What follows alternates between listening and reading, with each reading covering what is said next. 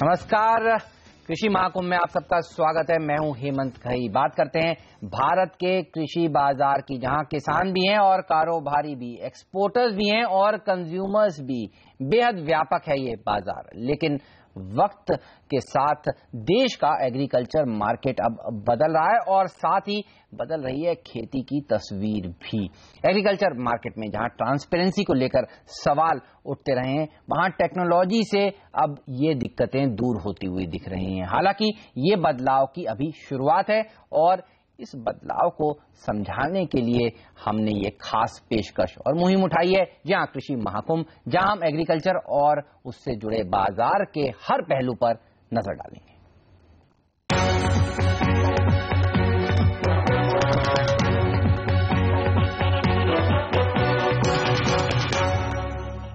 ये हम बात कर रहे हैं बदलाव की, कैसे बदल रहा है देश का कृषि बाजार, मंडियों में होने वाले कारोबार किस तरह से एसी चैम्बर्स तक अपनी दखल बढ़ाते जा रहे हैं, कहां तक इनकी पहुंच पहुंची है और अभी क्या क्या होना बाकी है।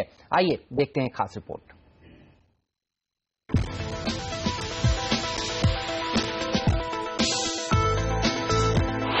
कंप्यूटर का स्क्रीन और कीबोर्ड पर नाचती ये अंगुलियां भारत में कृषि बाजार की नई कहानी लिख रही हैं।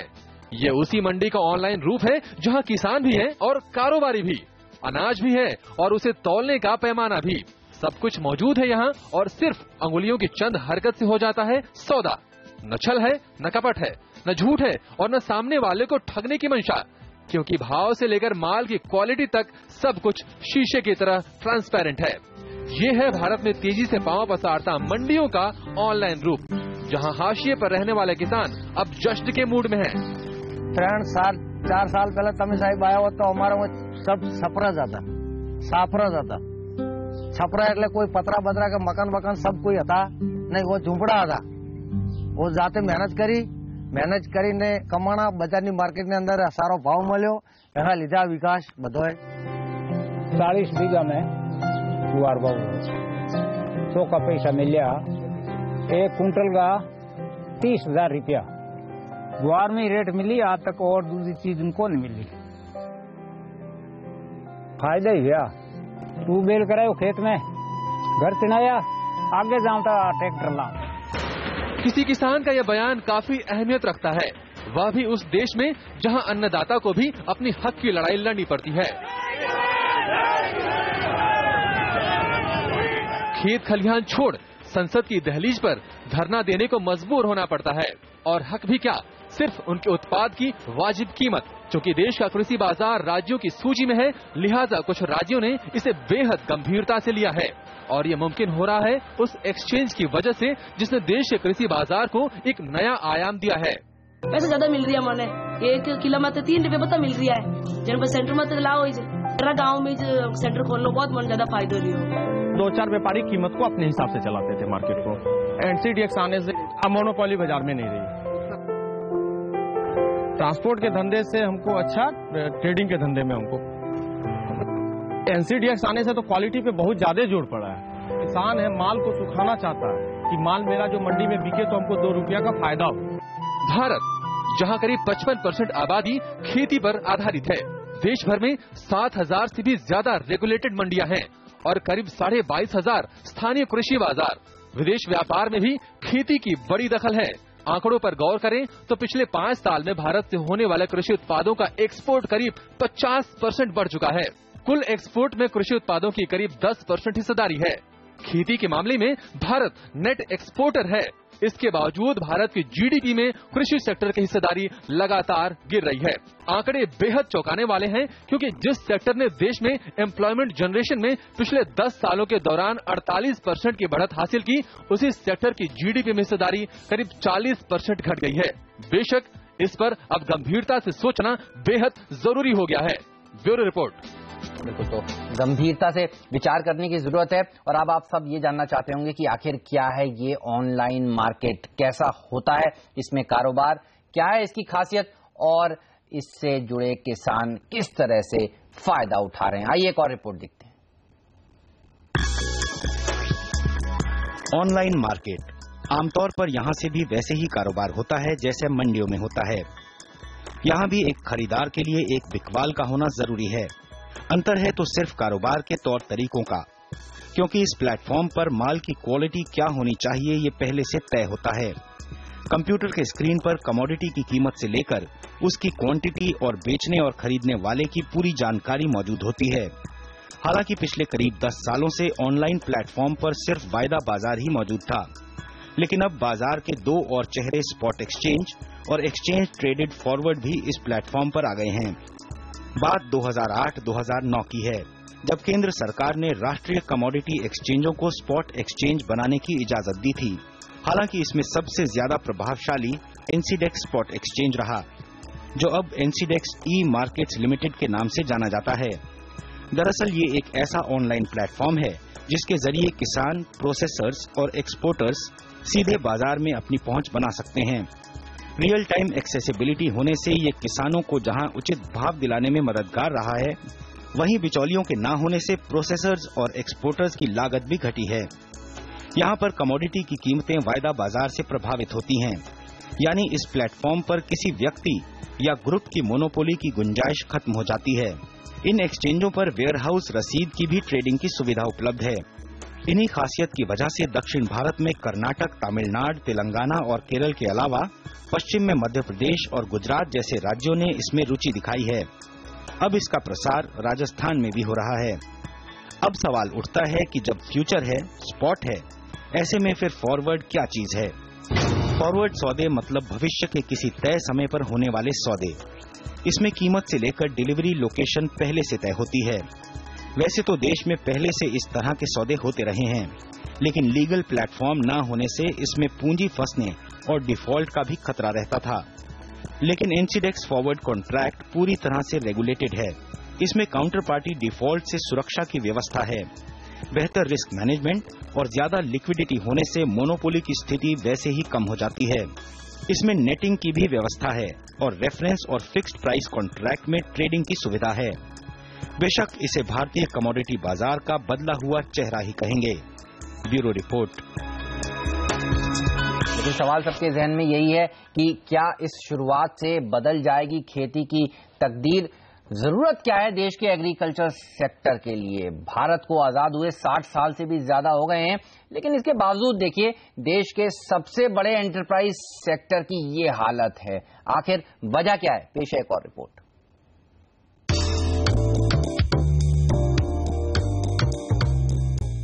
खेत में लहलहाती ये फसल और गोदामों में रखी ये अनाज की बोरियां 125 करोड़ आबादी का पेट भरने के साथ साथ देश में डॉलर लाने का भी काम करती हैं।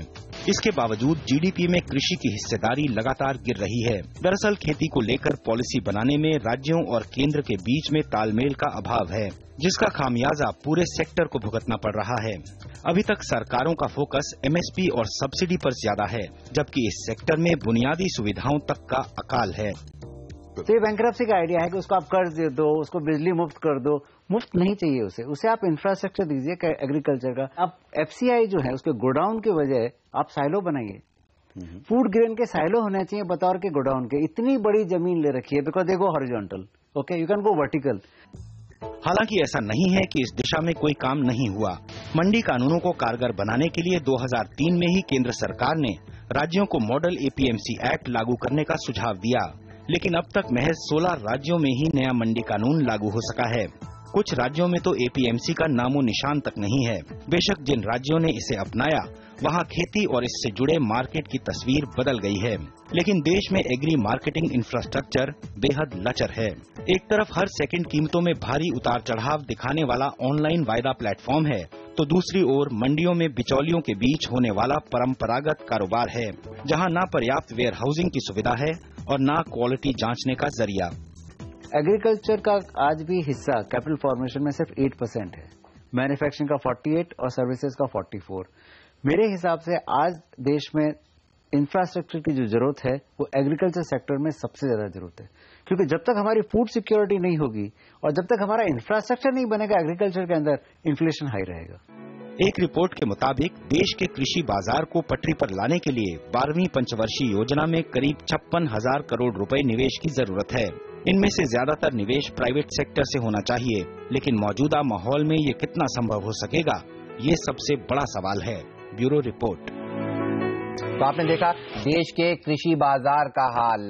फिलहाल लेते हैं एक ब्रेक। ब्रेक के बाद हमारे साथ जुड़ेंगे कर्नाटक के additional secretary agriculture market and reforms और REMSL के MD और CEO मिस्टर R मनोज। उनसे चर्चा करेंगे ब्रेक के बाद।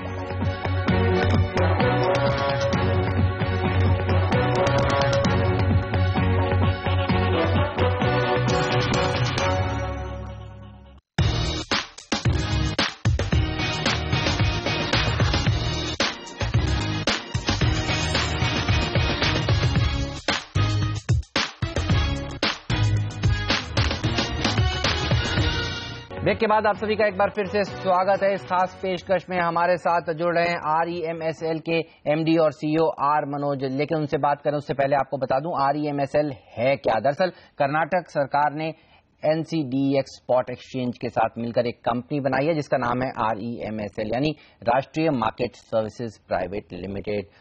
और आर मनोज जी हमारे साथ जुड़ चुके हैं। मनोज साहब, स्वागत है आपका CNBC आवाज पर। हमने देखा है कर्नाटक में सबसे ज्यादा रिफॉर्म्स हुए हैं, कहना चाहिए एक तरह से एग्रीकल्चर क्षेत्र में। ये बताइए सबसे पहले कि कौन कौन से वो रिफॉर्म्स हैं जो लागू हो चुके हैं और इससे क्या फायदा हुआ है कर्नाटक को।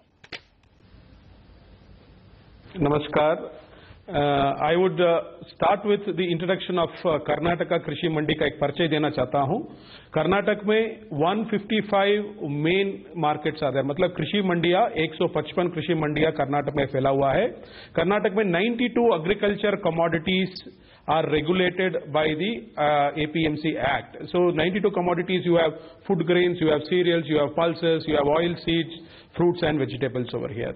The last year turnover was around 32,000 crore in these 155 APMC markets, and Karnataka has a registered trader base of 32,000 and 17,000 as commission agents. These are the statistics of Karnataka agricultural markets. So if you ask me what reforms have we brought in Karnataka, I would say first and foremost we brought out the policy, the first policy of its kind to spell out the reforms agenda in the state. Karnataka agricultural marketing policy was brought out by the state government on September 9th, 2013. So this clearly visualizes what action, what is the roadmap in which the government of Karnataka will take the agriculture marketing sector. So ये पहला जो शुरुआत हुआ है Karnataka agriculture marketing policy, that was the first kickstart for initiating the reforms process. So इसमें महत्वपूर्ण चीज क्या क्या है कि मतलब पहला ये हुआ है कि single unified trader licence. So single unified trader license, this is a very important thing. इसमें हमने क्या किया है, the existing act was every APMC, मतलब in all the 155 APMCs, the traders have to seek a trader license to transact. But in the Ekikrit license, that is a unified trader license, a trader having license in one of the APMC can transact across all 55 APMCs. So this is similar that any trader who wants to participate in the Karnataka agriculture market can apply centrally मतलब direct agriculture market office को भी apply कर सकता है, नहीं तो jurisdictional district office को भी अप्लाई कर सकता है।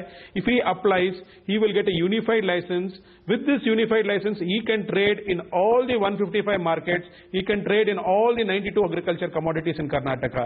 So this was the first reform point which we have brought in. इसमें क्या हुआ है कि इंक्रीज्ड कॉम्पिटिशन हुआ है, जो लाइसेंसिंग बैरियर्स था कर्नाटक में वो सबको निकाल के सिंपल स्मूथ अफेयर बना दिया गया है कर्नाटक में ट्रेडर का लाइसेंस पाने के लिए। तो सेकंड चीज यह है कि यूनिफाइड लाइसेंस तो कर लिया हम, तो ट्रेडर रोज हर मार्केट को थोड़ी घूम सकता है, इसीलिए we brought an emphasis on technology, and technology is the backbone of reforms in the state. We brought in the concept of online trading. Online trading is that every trader who is licensed is Karnataka is given a user name and password.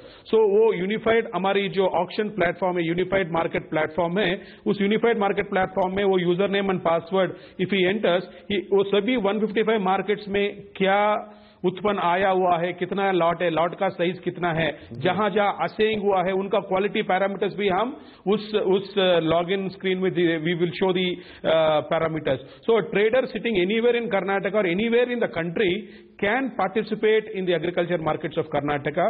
तो आज की हिसाब से central office से ही करीबन 100 कंपनियों, मतलब तमिलनाडु, केरला, बाहर स्टेट्स का भी ट्रेडर्स हमारी लाइसेंस ले चुका है, and they are participating on this platform very successfully on this platform. So this is the second thing I would say, online trading and enabling outside traders to participate onto the agriculture markets over here. The third important area is market जुड़ना. मतलब individual जो market है, जो तूर का market है रायचूर में है, तूर का मार्केट गुलबर्गा है, तूर का मार्केट जो चित्रदुर्गा का है, सभी तीनों मार्केट को जोड़ करके ए सिंगल वर्चुअल मार्केट, मतलब इस प्लेटफॉर्म में सभी मार्केट का जो उत्पन्न हम देख सकता है और वहां हमारी बोली दे सकता है, हमारे ऑक्शन बिड्स दे सकता है. So what we have done, we have integrated market को जोड़ दिया गया है. तो लिटरली देखा तो कर्नाटक में एक मार्केट है. आज की दिन में कर्नाटक का जो 50 बड़ा मार्केट है, मतलब 50 major markets have been brought under the unified market platform with a cumulative turnover of more than 15,000 crore. इस markets को हम already online trading में last 1 year से we have brought onto this platform. So all these markets are interconnected. Manoj ji, तो ये सारे reform process आपने लागू किए हैं, इससे जाहिर सी बात है आपको काफी फायदा भी हुआ होगा. इन सब फायदों पर चर्चा करेंगे एक छोटे से ब्रेक के बाद. आप बने रहिए CNBC आवाज.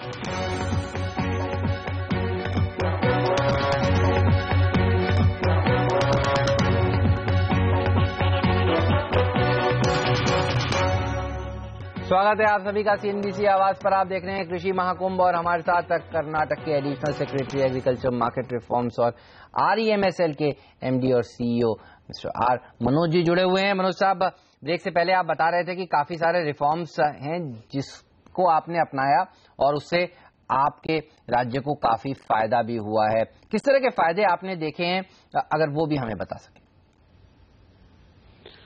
तो प्रथम स्थान में I would give the contribution to enhanced transparency. Transparency में आज हमारी जो किसानों जो मार्केट पे जो माल लाता है उनका अप्रोप्रिएट अकाउंटिंग सिस्टम में जितना माल आया है उसका वेट कितना है, उसका क्वालिटी क्या है, उसका कितना दाम मिलना है, and billing system, computerised billing system. So this is the first thing I would say. Transparency from the farmer side is very important.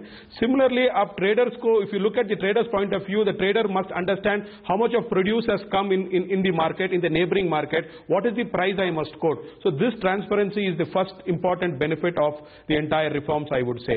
Second one, due to increased competition, outside participation, breaking of the local cartels, there is a better price discovery mechanism which has seen, and we can see copra in Tiptur, we can see the moong dal in Gadag, we can see the groundnuts, all of them have got a better price compared to the same period last year. So better price discovery mechanism, I would say, is the second important success in this thing. The third one I would say is that because of better facilities available in the market, arrivals to the markets have increased. Market price information dissemination बहुत अच्छा हुआ है. हमारी जो call centre है उनका आप गिनती देखा तो कॉल सेंटर्स में जितना कॉल आया है, the calls have increased. The farmers are now becoming aware, and instead of selling it outside, they are trying to come towards the APMC. So basically, if you see transparency, increased competition, better prices, and then more arrivals to the market, I say are some of the major achievements in this sector. And we are looking forward of transferring the money directly to the farmer's account. So this will be the last step